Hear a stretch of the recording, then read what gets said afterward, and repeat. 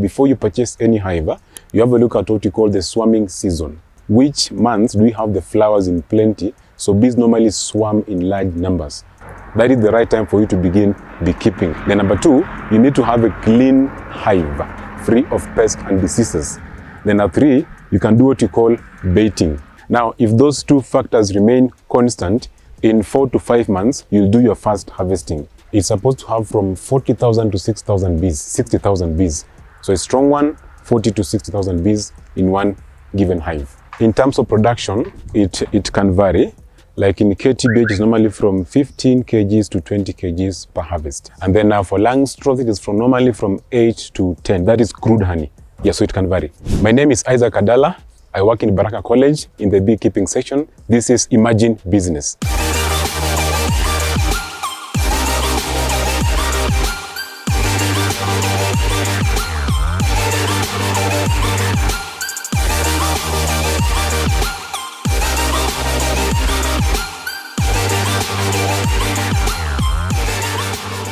Thank you very much for being here.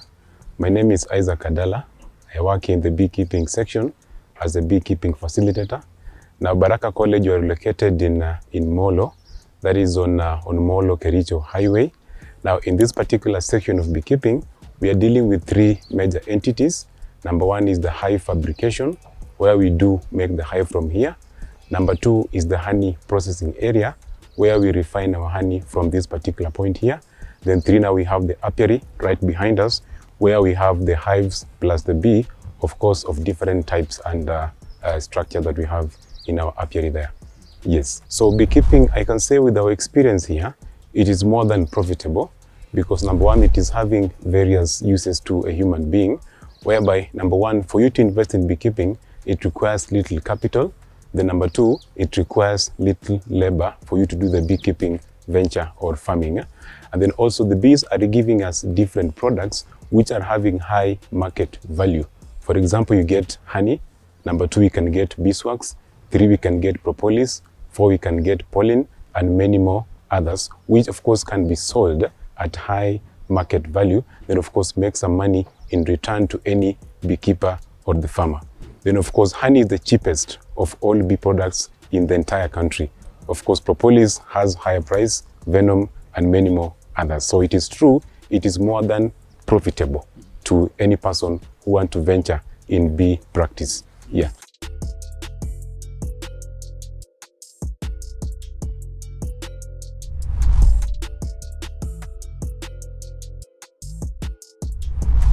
So for a beginner in beekeeping, I normally say that if you're doing beekeeping, you have to get some things right. Number 1, the knowledge have to be right. Then the skills have to be right. Then 3, you get the right equipment for you to use. So challenge number 1 in the country is inadequate skills to the farmer. Number 1. Number 2 is the access to high quality beekeeping equipments. Then of course now we have the challenge of having extension workers, specifically on matters beekeeping. So there are 3 in number, yes, that you can maybe experience along the way as you begin the beekeeping journey. Yes. So number 1, I said you need to have the knowledge and skills. That is more than important. And then number 2, you need to have a small piece of land. That of course you must have a look at several factors. There must be availability of water, availability of forage, away from homestead, and many more others. Then number 3, you need to have the right beekeeping equipments. For example, KTBH or Langstroth or log hive. Now with those at the beginning, you can do it successfully. So 1 is the skills, 2 is the piece of land, then 3, the right standard beekeeping equipments, the hive specifically. Then you'll be good to go. I say that when having a look at those particular requirements is that particular piece of land, it must have some factors for the bees to survive there. That is number 1, availability of water, then availability of forage, then of course away from the homesteads. So if that land is having all those factors mentioned there, then automatically it is good for the bees to survive in that particular area. Same case here, we have a lot of forage. You've seen ladies eardrop, we have water and many more for the bees. It is fantastically fine for them to survive. Okay, now you see, for any living thing to survive, there must be the aspect of water. Water is what runs the human body or even the animal body. But now for the bees case, they are using water for different functions. Number one, they use water sometimes to cool down the hive temperatures.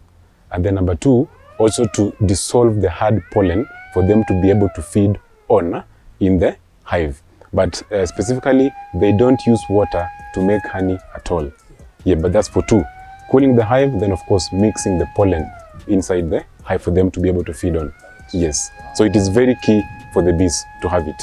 Then of course also having a look at water now outside the hive by the plants to get the flowers for them to get the nectar. So it happens, it's two-way traffic.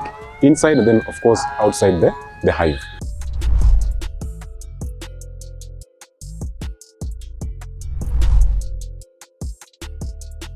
On the apiary, so we're having a look at in two ways. One person is trying to establish an apiary, and number two, you are managing an apiary. So establishing it is new. There must be water, there must be forages, but now in terms of management, you have a look at the distance to the homestead, so that when opening the hive, you avoid what? The human and bee conflict. Like now you cannot open a hive here. Why? People are around here. So one is the distance to the homestead. Then number two, to the animal sheds and shelter. Now when managing the apiary. And then also you have to do what you call maintaining the apiary hygiene. If you're having overgrown grass, you cut it down. Then also you have a look at the hanging wire and the post. Then of course also you try to grease the hanging wire to control the ants and many more other bee pests specifically. Yes, yes. Now for the shed, it is required for some reasons in that in case it happens to be too hot within a hive, the bees tend to take more time cooling down the hive rather than doing what? Looking for the forage. So it is a bit crucial for the bees at least to get some shade, yes, to control the hive temperatures within the hive.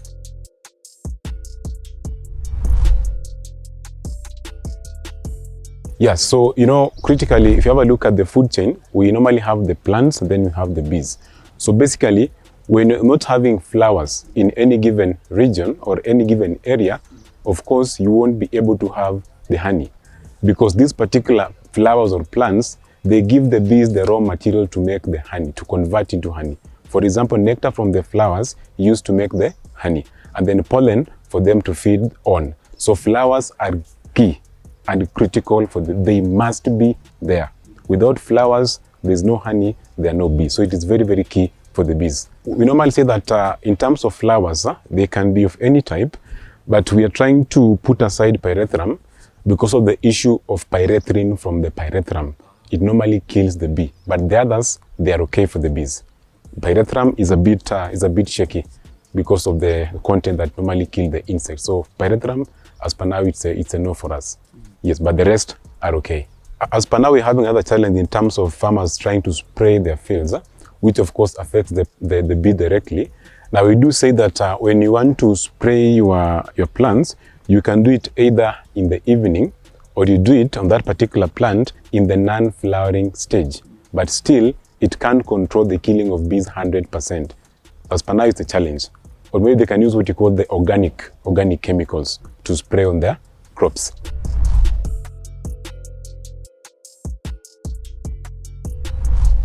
Okay, so in Kenya specifically, we have the Apis mellifera, which is the scientific name for the honey bee in Kenya that produces the honey. It is the Apis mellifera, but now in that particular, we have what you call the rhesus under the main species. Now in rhesus, we have the 4 major rhesus in Kenya. Number one is called the Apis mellifera scutellata, that is found most in the plain regions. For example, in Molo, we have the Apis mellifera scutellata. If you go to a place like coast, we have what you call the Apis mellifera litorea, another race in the coast part of Kenya. Then if you go to Mount Kenya, we have what you call the Apis mellifera monticola, Mount Kenya, and then Mount Elgon. Then lastly, if you go to a place like this, we have what you call the Apis mellifera yementica or rubica. So races are 4 in the entire country, but now the species is 1, which is the honeybee Apis mellifera. Races are different. Yes. Does it mean that the way you've mentioned them, that particular ones are maybe suitable for a particular region? Yes, that's true. It's true. It's Depending true. now on the climate. Exactly. Weather and then the ecological zones.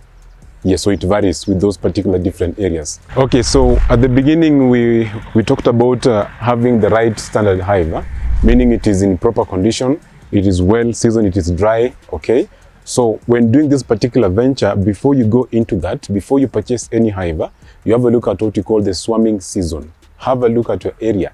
In this particular area, which months do we have the flowers in plenty? So bees normally swarm in large numbers. It is called the swarming season. That is the right time for you to begin beekeeping. That is number one. Then number two, you need to have a clean hive, free of pests and diseases. Then number three, you can do what you call baiting. Now baiting is the chemical or organic treatment of the hive for it to get bees using different swarm lures. E.g. you can use wax, you can use propolis, you can use what you call lemongrass oil, or what you call the camphor basil, Ocimum species plant, just to lure the bees inside the hive. But of course, baiting is normally a continuous thing. You have to do it every time. And then last, number four, after baiting your hive, you put it in appropriate height, at least high above where the bees normally pass, for it to be occupied or colonized faster. That's what happens there.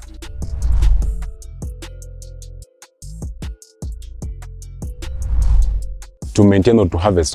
So in terms of harvesting the honey, now depending on the type of hive that you have, we have a look at two major factors. Number one is the availability of forage in your area.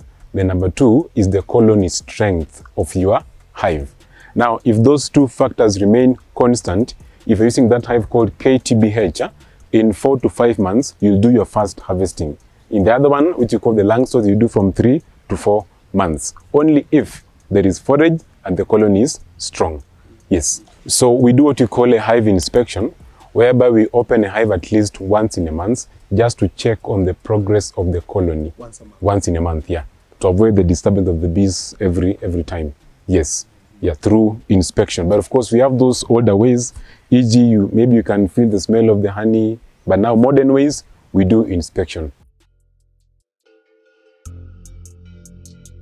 Now the setting cost of a beehive, now it depends the type of timber that you're using. But we prefer, number one, you're supposed to use either pine or camphor or cypress or cedar. But gravelia is normally a no, because it maybe doesn't last longer in terms of durability. But now approximately for you to produce one hive or to buy one hive here, we are having different prices. The KTBH can go for 4,000, the other one can go for 5,500. But now the cost of producing it, they can vary depending on the value of machine and the tools being used to produce this particular hive. So they can vary. Yes, they can vary. Yeah. Now, in a normal scenario with the bee biology and a very strong colony, it's supposed to have from 40,000 to 6,000 bees, 60,000 bees in a normal strong colony, whereby we are now having a very productive queen and the rest. So a strong one, 40 to 60,000 bees in one given hive. Yes, most of them are worker bees.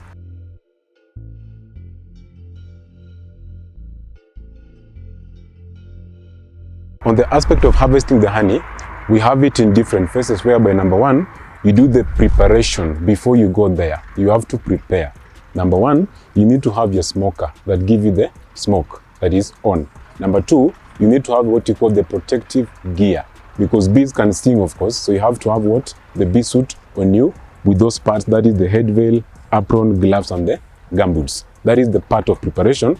Then of course you need to have the brush, and then the hive tool. Then from there, maybe you can have somebody to check on you if everything is in order on you before you go in that particular work. And then also we normally do it mostly in the evening to avoid that issue of human bee conflicts. So when you're there, you approach the hive from behind as you go in front. So you smoke partially, so you don't over smoke the hive. After smoking, now you can open the hive and do your harvesting slowly and gently. You don't rush when doing that. Now, in terms of the timing, we have a look at maybe the activities around that particular area. Like for example, if you're next to a school, you can't do it in the morning because the bees will be aggressive as now the time comes in, the midday comes in. So mostly, if at all it is away from these particular parameters or these amenities, you can do it in the morning. The morning is okay. Then also now when you're there, when opening that particular or doing the harvesting, you don't over harvest. I say that you're supposed to be gentle. They're also animals. You get the point? So you have to be gentle with them to avoid them absconding after doing your harvesting. You don't harvest everything. Just harvest some part of which you call the super chamber. where you get the honey. The rest, the brood chamber, you don't touch it. So they just remain intact there because they still have the hive, they have the combs, and many other things for them to survive even after you have left with your harvesting. Yes.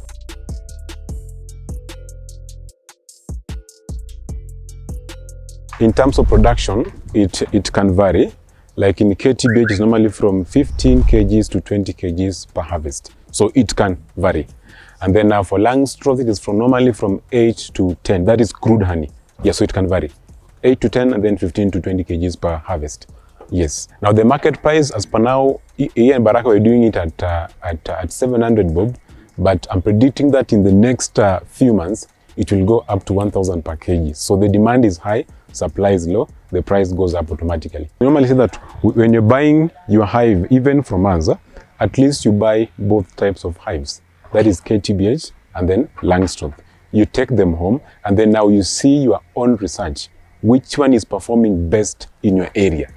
You get the point? So the best one is what you go buy in terms of maybe adding more hives, in terms of production, management, and the rest. So you can have two, then now you compare from your locality.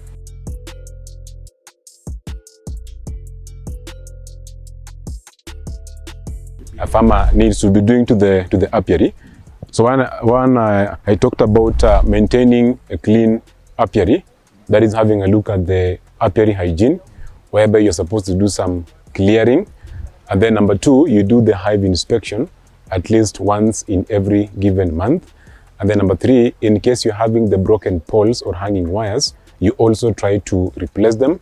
Then of course, trying sometimes to provide water if it is a bit far from where the apiary is.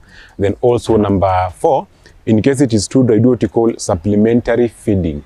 You feed the bees for some time and there is what? Inadequate forage for them. Yes.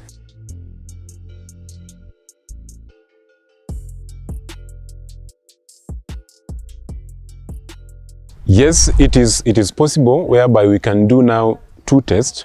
One is the chemical test and then two is the physical test. Now in the physical test, we normally, number one, we measure what we call the moisture content of the honey, which is supposed to be below 20%. We use what we call the honey refractometer to measure the moisture content. It's supposed to be below 20. If it goes above 20, then there must be a problem there. It is either the farmer added in water or done what we call harvested and ripe honey. Number two, we can use a matchstick, though not 100% sure. You take the matchstick, you dip in, and then now you light it. If it lights, then it is okay. We have what you call also what the matchstick lights. It lights, yeah, it is okay. But if it doesn't, then we have the issue with the moisture content. And then lastly, on the you can take water, you put in a glass, and then you scoop the honey, then you pour in that particular glass. So for pure honey, it will settle at the bottom of the glass without mixing. But now for fake honey to do it will mix as it dissolves in the water. Yes, so for pure honey, settle at the bottom. Fake honey, it mixes immediately. Yeah. Then now for the chemical test, we do test what you call the sugars and what you call the hydroxymethyl furfural. That is the HMF of the honey, just to know that if this honey is having the natural sugars, or number two, if it was heated in the processing maybe line. Yes. Then we have the acid test and many more others.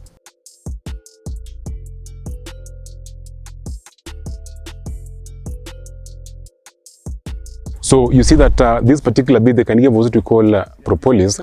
Now the hive is like a factory that is having people working in there. Now they're the bees, people working in the hive. So number one, they can give us the honey. Then two have what you call the propolis. Now propolis is the bee gum. The bees, they get it from the plant saps and resins. Now to make the gum.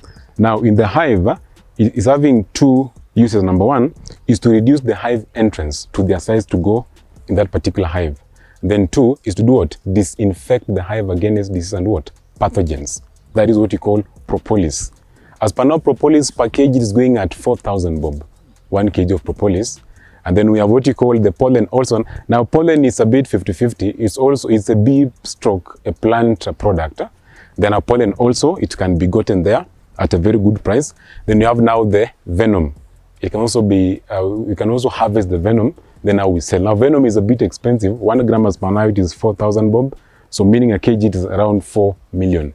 Then we have the wax. Now wax, we normally get it after processing the comb.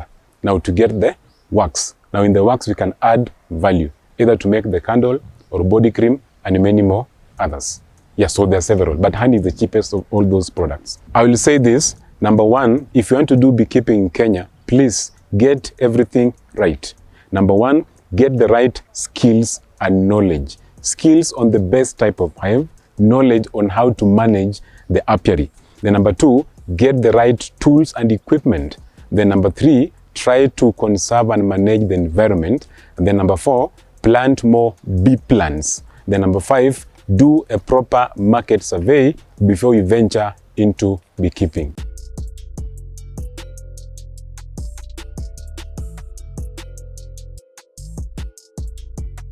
So once again, I want to welcome you to our processing area of Baraka Agricultural College Highland Honey. Now in this particular facility, we are doing just a simple thing in that we are refining the honey. In Baraka, we don't manufacture honey, but we just refine the end bee product, that is the honey. So normally we do get our honey from Baringo and Narok in the country. So the honey comes in up there in what we call the crude form, where now we're having the honey plus the comb.